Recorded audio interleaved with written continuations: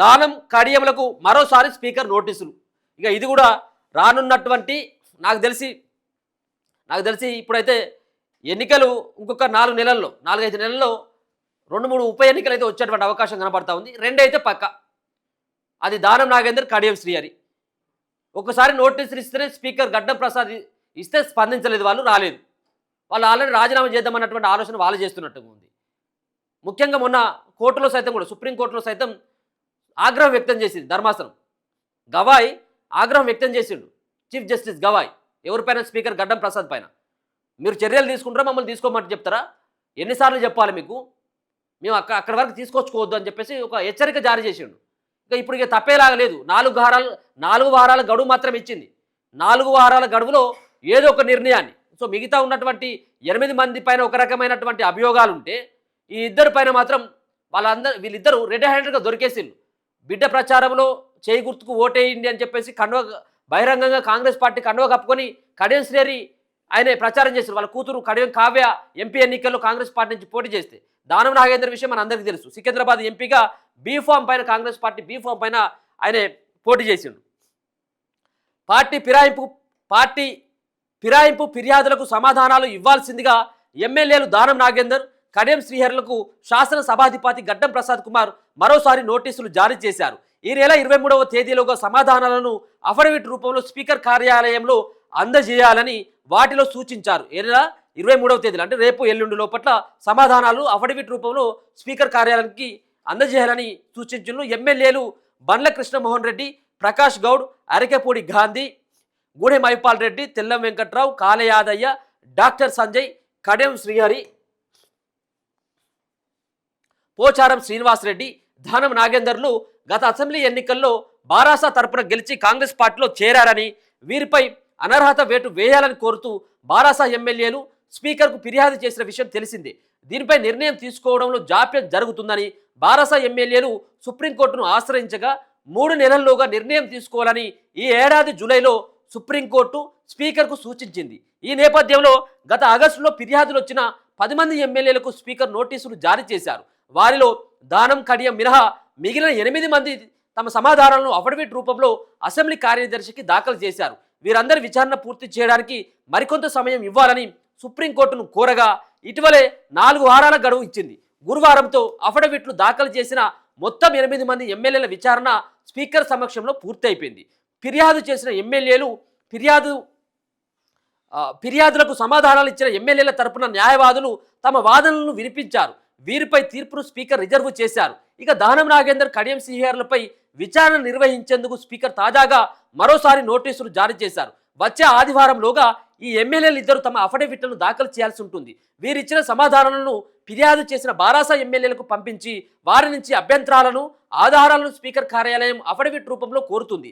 అనంతరం ఇరుపక్షాల న్యాయవాదులు స్పీకర్ సమక్షంలో తమ వాదనలు వినిపించాల్సి ఉంటుంది. ఈ ప్రక్రియనంతా 4 వారాల్లోగా పూర్తి చేసి న్యాయ సలహాలను స్వీకరించి దేశ అత్యున్నత న్యాయస్థానం ఇచ్చిన గడువు ముగిసేలోగా ఈ నెల 10 మందిపై తన నిర్ణయాన్ని స్పీకర్ సుప్రీంకోర్టుకు నివేదిస్తారు.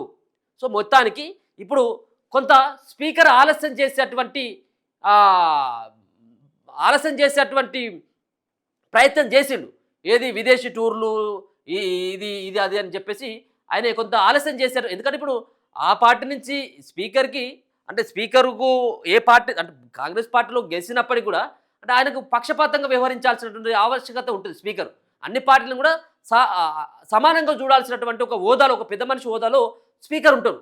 సో అది కొంత వెసులుబాటు అయితే మాత్రం ఆ రాష్ట్రంలో ఏ ప్రభుత్వం అయితే ఉంటుందో ఆ ప్రభుత్వానికి కొంత అయితే అనుకూలంగా ఉంటారు. దాంట్లో భాగంగానే బీఆర్ఎస్లో గెలిచినటువంటి ఎమ్మెల్యేలు కాంగ్రెస్ పార్టీలోకి వస్తే కొంత స్పీకర్ వాళ్ళే ఉంటారు కాబట్టి కొంత వెసులుబాటు ఉంటుంది కదా. సో దీన్ని ఇంకా తాత్సారం చేద్దాం అన్నటువంటి ప్రయత్నం, ఎవరైనా కానీ తాత్సారం చేసేటువంటి ప్రయత్నమే చేస్తూ ఉంటారు. సో ఇప్పుడు కూడా గడ్డం ప్రసాద్కి మినహాయింపు అయితే ఏమీ లేదు. ఆయన కూడా తాత్సారం చేసేటువంటి ప్రయత్నం చేస్తున్నప్పటికీ గతంలో పశ్చిమ బెంగాల్లో ముకుల్ రాయ్ విషయంలో పశ్చిమ బెంగాల్లో బీజేపీ పార్టీలో గెలిచినటువంటి ఎమ్మెల్యే తృణమూల్ కాంగ్రెస్ పార్టీకి వెళ్ళిండు. తృణమూల్ కాంగ్రెస్ పార్టీలకు వెళ్తే ఆయన పైన చర్యలు తీసుకోవాలని చెప్పేసి భారతీయ జనతా పార్టీ కోరితే అక్కడ ఉన్నటువంటి హైకోర్టు డిస్క్వాలిఫై చేసింది ముకుల్ రాయ్ని. అయితే అదే నిర్ణయం రేపు తెలంగాణలో 10 మంది ఎమ్మెల్యేల పైన అదే తీర్పు రాబోతుంది అనేది ఒక వార్తలు వస్తూ ఉన్నాయి. అవసరమైనటువంటి 10 మందిని డిస్క్వాలిఫై చేసేటువంటి అవకాశం కనబడతా ఉంది. అన్ని ప్రూఫ్స్ కనుక ఇప్పుడు బీఆర్ఎస్ పార్టీ కనుక వాళ్ళు పార్టీ ఫిరాయింపులకు పాల్పడ్డారు, ఏ విధంగా పార్టీకి ఫిరాయింపులకు పాల్పడ్డారు, ఆడియో వీడియో పేపర్ క్లిప్పింగ్లతో పాటు ఫొటోస్ అన్ని కనుక స్పీకర్కి హ్యాండ్ కోర్టుకు కనుక సమర్పించినట్టయితే అవసరమైనట్టయితే 10 మంది ఎమ్మెల్యేల పైన కూడా అనర్హత వేటు పడేటువంటి అవకాశం అయితే కనబడతా ఉంది. సో మరి గతంలో కేసీఆర్ చేయలేదంటే కేసీఆర్ చేసిండు, మొత్తం సీఎల్పీని విలీనం చేసుకున్నారు కాబట్టి పెద్ద సమస్య ఏం లేదు. మరి ఇప్పుడు సీఎల్పీని విలీనం చేసుకోలేదు కదా, ఏది ఇప్పుడు బీఆర్ఎస్ ఎల్పీని విలీనం చేసుకోలేదు కదా. మరి బీఆర్ఎస్ ఎల్పీని విలీనం చేసుకోవాలంటే ఇంకో 9 మంది ఇంకో 10 మంది రావాలి. వాళ్ళు వస్తారా ఇప్పుడు అంటే వచ్చేటువంటి అవకాశం కూడా కనబడతలేదు. ఎందుకు రారు అంటే పోయినటువంటి ఎమ్మెల్యేల పైన ఇంకా అనర్హత వేటు పడేటువంటి అవకాశం కనబడుతుంది. మేము పోయినట్టయితే ఇబ్బంది అవుతుంది. కేవలం ఇంకా 3 సంవత్సరాలు మాత్రమే ఉన్నది ప్రభుత్వానికి గడువు, 2 సంవత్సరాలు కూడా అయిపోయింది కాబట్టి వాళ్ళు సగ్దుగా ఉన్నారు. పార్టీ అనుకున్నప్పటికీ కొంతమంది వాళ్ళు సగ్దుగా ఉన్నారు. ఇప్పుడు మారితే ఏముందిలే, ఇంకా 3 సంవత్సరాలు మళ్ళీ ఉప ఎన్నికకు వెళ్ళినట్టయితే మళ్ళీ ఖర్చు పెట్టుకుని మనం గెలుస్తామా లేదా అన్నటువంటి డైలామాలో కూడా కొంతమంది ఉంటారు. అందుకని చెప్పేసి పార్టీ బీఆర్ఎస్ ఎల్పీ విలీనం అయ్యేటువంటి అవకాశం లేదు, వాళ్ళపైన అనర్హత వేటు పడేటువంటి అవకాశం 100% కనబడతా ఉన్నది. దానం నాగేందర్ ఆయన కడియం శ్రీహరి పైన ఖచ్చితంగా వేటు పడేటువంటి అవకాశం కనబడతా ఉన్నది. ఒకవేళ కనుక ఆ పిఎస్సి చైర్మన్గా అక్కడ అరకెపూడి గాంధీ కూడా ఉన్నాడు, అరకెపూడి గాంధీ పైన కూడా వేటు పడేటువంటి అవకాశం కనబడతా ఉన్నది. అంతేకాకుండా పోచారం శ్రీనివాసరెడ్డి ఆయన ప్రభుత్వ సలహాదారును, క్యాబినెట్ హోదాతో కూడినటువంటి ప్రభుత్వ సలహాదారునిగా ఆయన నియమించుకుంది కాంగ్రెస్ పార్టీ. ఆయన కూడా బీఆర్ఎస్ పార్టీలోనే గెలిచి కాంగ్రెస్ పార్టీ కండవ కప్పుకున్నాడు పోచారం శ్రీనివాసరెడ్డి. వీళ్ళందరూ కూడా దొరికినటువంటి వాళ్ళు వీళ్ళంతా. సో ముఖ్యంగా వాళ్ళపైన చర్యలు తీసుకునేందుకు ఇద్దరిపైన స్పీకర్ అయితే మరోసారి దానం నాగేంద్ర ఆయన కడియం శ్రీహరికి నోటీసులు జారీ చేసిండు. మరి నోటీసులు జారీ చేసినాక విచారణకి రావాలని చెప్పేసి ఈ వారం లోపట్నే విచారణ కూడా పూర్తి అయ్యేటువంటి అవకాశం కనబడతా ఉంది. 4 వారాల గడువు మాత్రమే కోర్టు ఇచ్చింది కాబట్టి వచ్చే నెల 15వ తారీఖు లేకపోతే 20వ తారీఖు మధ్యలో సుప్రీంకోర్టులో మళ్ళీ ఒక కీలకమైనటువంటి నిర్ణయం మాత్రం కోర్టు తీసుకుంటుందా, లేకపోతే స్పీకరే ఇద్దరిపైన ఏమైనా వేటు చేయిస్తున్నామని చెప్పేసి ఏమైనా నివేదిక సమర్పిస్తారనేది కొంత సస్పెన్స్. ఏదేమైనప్పటికీ కూడా 4-5 నెలల కాలంలో వచ్చేటువంటి 4-5 నెలల్లో తెలంగాణలో మరో 2 ఉప ఎన్నికలు అయితే ఖచ్చితంగా వచ్చేటువంటి అవకాశం కనబడతా ఉంది. అవసరమైనట్టయితే 10కి 10 వచ్చినా మనం ఆశ్చర్యపోయిన అవసరం లేదు. ఎవరున్నప్పుడు కూడా ఇలా ఈ పార్టీ అధికారంలో ఉంటే ఇంకొక పార్టీలోని తీసుకొచ్చి ఈ పార్టీలో జైన్ చేపించుకుంటే అది సబబు కాదు. గతంలో కేసీఆర్ చేసినటువంటి ఆ బాటలో మీరు పోతారంటే అది కుదరదు. కేసీఆర్ చేసినటువంటి పనిని ఎవరు కూడా మెచ్చుకోలేదు. ఆయన చేసినటువంటి వ్యవహారాలు ఆయనను బొందపెట్టేటువంటి స్థితికి వచ్చిన పార్టీని ఆయనను. కాబట్టి మీరు కూడా ఆ విధంగానే చేస్తే అది సరైనటువంటి విధానం కాదు. ఏ పార్టీ, ఎందుకంటే ఆ పార్టీ అయితే ఇంకోటి ఏంటంటే ఈ పార్టీలో గెలిచి ఇంకో పార్టీలోకి వెళ్ళాలని చెప్పేసి ప్రయత్నం చేసి వెళ్ళినటువంటి వ్యక్తులని మొత్తమే ఎన్నికలలో ఇక పోటీ చేసేటువంటి అవకాశం ఇవ్వకూడదు అసలే.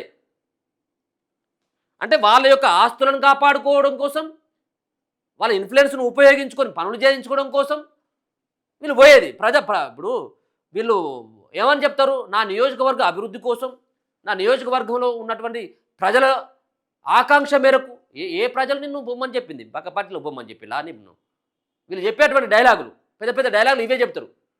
చాలామంది మెజార్టీ ప్రజలు ఈ పార్టీలో బొమ్మని చెప్పేసి అంటే పోయినా నాకున్నటువంటి నా నియోజకవర్గ ఓటర్లు అభిమానులంతా కూడా వాళ్ళు కోరడంతో నేను నిర్ణయం తీసుకున్నా. సో ఇది దానం కడియలకు స్పీకర్ నోటీసులకు సంబంధించిన వార్త అయితే